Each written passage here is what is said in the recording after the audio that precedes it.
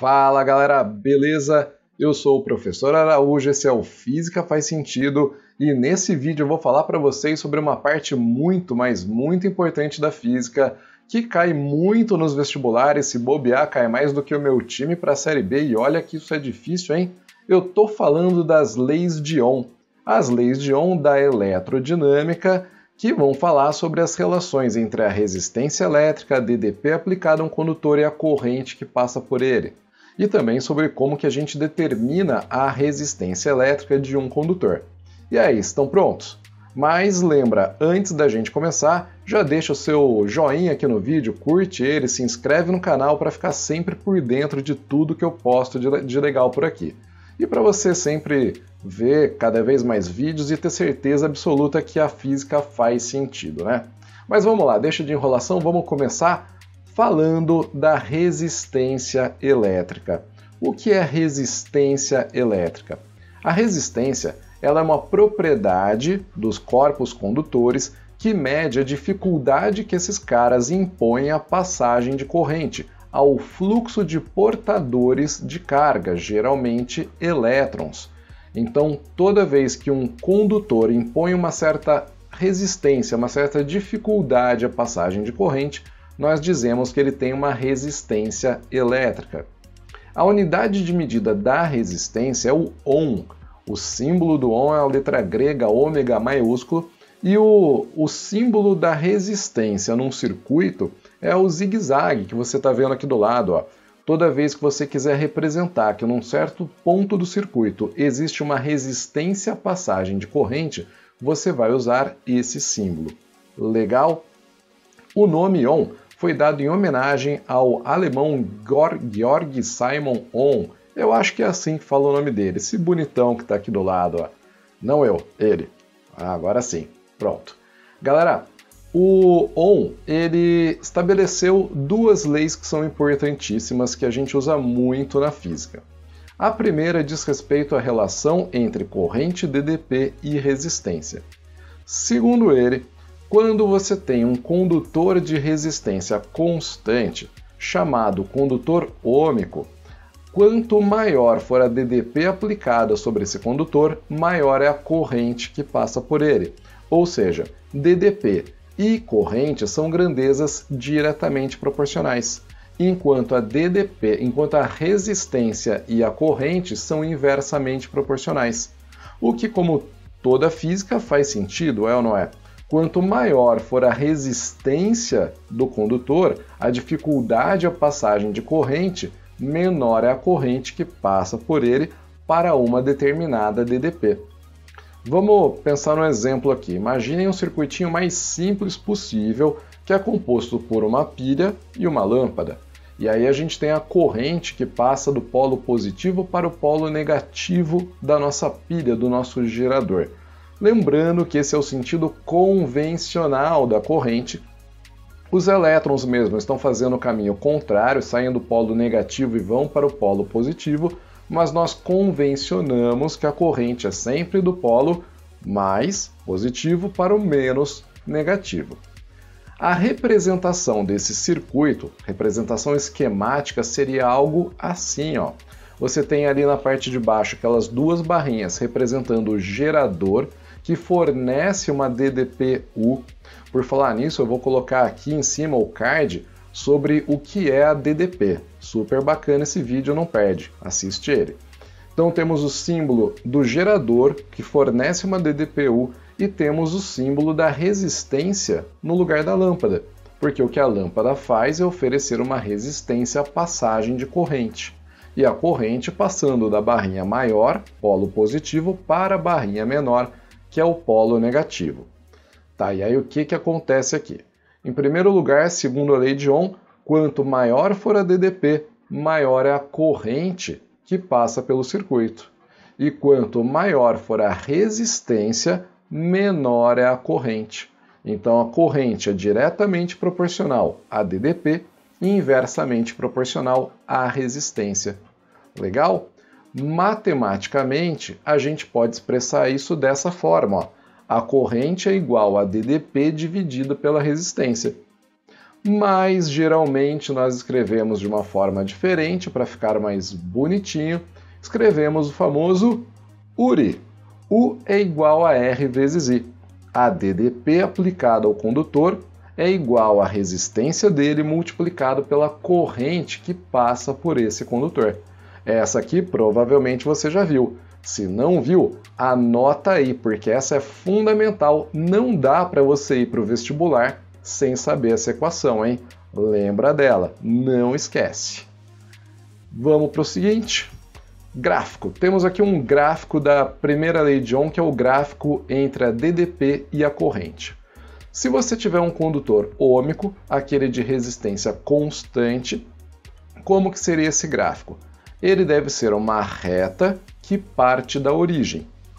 Por que que tem que ser uma reta que parte da origem? Parte da origem porque se não tiver DDP aplicada sobre o condutor, também não tem corrente. E deve ser uma reta porque a corrente, a DDP, no resistor ou no condutor ôhmico são diretamente proporcionais. Inclusive, nesse gráfico, se você pegar a DDP e a corrente e aquele ângulo θ formado entre a reta e o eixo x, o eixo da corrente, a tangente desse ângulo θ, ou seja, a inclinação do gráfico, ela é numericamente igual ao valor da resistência. Olha só, se você tiver um gráfico desses, para determinar a resistência do condutor, basta você calcular a inclinação do gráfico, a tangente do ângulo θ, fazendo o cateto oposto, que é o ΔY, dividido pelo cateto adjacente, ΔX. Legal? Então, lembra disso. Falando na inclinação do gráfico, isso pode te ajudar na análise de alguns condutores, de alguns exercícios, pelo seguinte. Imagine que você tenha dois gráficos juntos, representados no mesmo par de eixos cartesianos. Por exemplo, esses dois estão aqui, que representam as resistências R1 e R2. Só de bater o olho nesses gráficos, você consegue descobrir quem é a maior resistência. Pelo que nós acabamos de ver, quem tem a maior resistência é o R1, porque o gráfico do R1 tem maior inclinação. No R1, para obter a mesma corrente que você obtém no R2, é necessária uma DDP, uma tensão elétrica maior. Então, tá aí, ó, a resistência R1 é maior do que a resistência R2. Legalzinho? E se os condutores não forem ôhmicos? Bom, se os condutores não forem ôhmicos, aí esse gráfico não vai ser uma reta. Esse gráfico vai ser curvado, vai ser inclinado cada vez mais para cima ou cada vez mais para baixo. Então você não vai ter uma reta e por isso não dá para dizer que nesses casos a corrente e a DDP são diretamente proporcionais. Ok? Suave? Na maioria dos casos, você vai encontrar condutores ôhmicos mesmo, então fique tranquilo, vai ser bem raro aparecerem condutores não ôhmicos nos exercícios de vestibular. E aqui eu estou colocando para vocês fotos, exemplos do que a gente chama no dia a dia de resistores. Então você vai ouvir falar muito essa palavra, resistor. O que é um resistor? O resistor ele é um elemento construído para ter uma determinada resistência. E aí ele pode ser usado tanto para controlar a corrente que passa por um circuito, quanto para, por exemplo, transformar energia elétrica em calor. Isso aí você usa bastante na sua casa. O chuveiro, por exemplo. Dentro do chuveiro a gente tem um resistor como esse aqui, aonde a corrente passa, transforma energia elétrica em calor por meio de um efeito importantíssimo chamado efeito Joule, e aí esse calor é utilizado para aquecer a água. O mesmo acontece num ferro de passar roupa, na torradeira e em vários outros eletrodomésticos. Esse outro exemplo aqui, ó, também é uma resistência, um resistor de chuveiro, de ducha elétrica. E esse último que está sendo mostrado para você agora, esse aqui é o chamado potenciômetro ou reostato, que é um resistor de resistência ajustável. Eu poderia falar aqui variável, mas variável não é a melhor palavra aqui, porque a resistência ela pode ser ajustada por você como se fosse um botãozinho, onde você aumenta ou diminui a resistência. É aquilo que existe, por exemplo, no controle de velocidade dos ventiladores de teto. Sabe quando você mexe num botãozinho para aumentar ou diminuir a velocidade do ventilador de teto? Ali você está usando um reostato ou potenciômetro.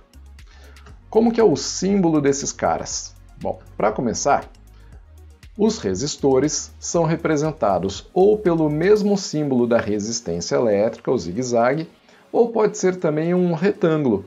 Em alguns exercícios, alguns casos, você vai ver simplesmente um retângulo com a resistência desse resistor escrita ao lado dele, em cima, embaixo, em qualquer ponto. Já os reostatos, eles podem ser representados de diferentes formas. Aqui eu coloquei 3 para vocês verem. Ó. Então a primeira é com a setinha cruzada, mostrando que a resistência pode variar. A segunda, do lado dessa, é a que tem um cursor móvel, né? Então você vê que tem uma perninha que sai ali do lado direito e encosta no centro do resistor. É como se fosse algo que vai mexendo ali, um ponteirinho que vai mexendo no resistor para definir a resistência dele. E o terceiro caso, que tem os pontos A, B e C, seria um reostato de 3 pontos, onde ele está sendo dividido em 2 partes pelo cursor C. Então você tem uma resistência de A até C, outra resistência de A até B, de C até B, desculpem, e a resistência total de A até B é a soma dessas 2 partes, de A até C e de C até B.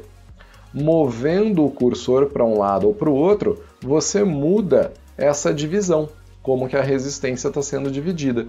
Então, se você encontrar algum desses símbolos em um circuito, agora você já sabe. Esse cara é um reostato, um resistor de resistência ajustável. Bacana? Então vamos agora para a segunda lei. Segunda lei de Ohm não, olha só, errei, agora é o efeito Joule. Como eu estava dizendo para vocês, alguns resistores, como o do chuveiro, do ferro de passar roupa, eles são utilizados para transformar a energia elétrica em calor. E aí o nome que a gente dá para esse efeito é efeito Joule. Ele também cai muito no vestibular, principalmente quando a gente está tratando de potência elétrica, que é uma das aulas que vem na sequência ainda. Então esse não vai estar aqui nesse vídeo, tem outras aulas que virão na sequência. Fica ligado, se inscreve no canal para ficar sabendo quando eu postar esse vídeo por aqui. Não vacila. E agora sim, finalmente a segunda lei de Ohm. A segunda lei de Ohm é aquela que diz para a gente do que depende a resistência de um condutor. E ela vai depender basicamente de 2 fatores: do material de que é feito esse condutor, além da geometria do condutor. Então depende do material e depende da geometria. Sobre o material, a gente pode dizer que cada material tem a sua resistividade, uma propriedade física. Quanto maior for a resistividade do material, maior a dificuldade que ele impõe à passagem de corrente. E quanto menor for a resistividade, menor a dificuldade que ele impõe. Bons condutores como o cobre, a prata, o ouro, eles têm uma resistividade baixa. Maus condutores ou isolantes têm uma resistividade mais alta, bem alta no caso dos isolantes elétricos. Já as dimensões, elas importam para a gente de 2 formas: o comprimento do condutor e a área da seção transversal também, que a gente vai pensar nela como sendo a área de um corte feito ao longo desse condutor. Certinho? Olha só esse desenho aqui. Nesse desenho, você tem ali, primeiro, a resistividade do material, representada por essa letra grega ρ. Aí você tem o comprimento L do condutor e tem também a área da seção transversal. A gente pode dizer que a resistência do condutor ela é diretamente proporcional à resistividade, ela é diretamente proporcional ao comprimento, ou seja, quanto maior for o condutor, mais comprido, maior a resistência, e ela é inversamente proporcional à área da seção transversal. Pensa numa estrada, quanto mais larga for a estrada, mais carros podem passar por ela, maior a facilidade, menor a dificuldade para se transitar por essa estrada. Numa estrada mais estreita, a dificuldade, a resistência que os carros encontram é maior, não é? A mesma coisa acontece no nosso condutor. Quanto mais largo, maior for a área da seção transversal, menor a resistência, e quanto mais estreito, menor for a área da seção transversal, maior é a resistência, mais difícil fica para os elétrons, os portadores de carga, passarem por ali. Juntando tudo isso numa equação, nós temos a resistência igual a ρ vezes L sobre A. ρ vezes L sobre A, segunda lei de Ohm, também conhecida, você já sabe, como a equação da rola. É essa mesmo. Ó, o Kevin Malone, grande figuraça. Esse gosta dessas piadinhas, né? E aí, meus queridos, é isso. Chegamos no final do vídeo, vimos aqui a primeira lei de Ohm, falamos do efeito Joule, falamos dos resistores e falamos também da segunda lei de Ohm. Sabe o que você tem que fazer agora? Exercícios. Agora você tem que colocar isso na prática. E é por isso que eu estou colocando aqui também um card do meu vídeo da lista de exercícios sobre as leis de Ohm. Você também vai encontrar o link para essa lista aqui embaixo, na descrição do vídeo. Então não vacila, vai lá, coloca tudo em prática agora e se tiver uma dúvida, já sabe, entre em contato, deixa comentário nos vídeos. Eu vou estar aqui pronto para te responder. Legal? Um abraço, galera, até o próximo!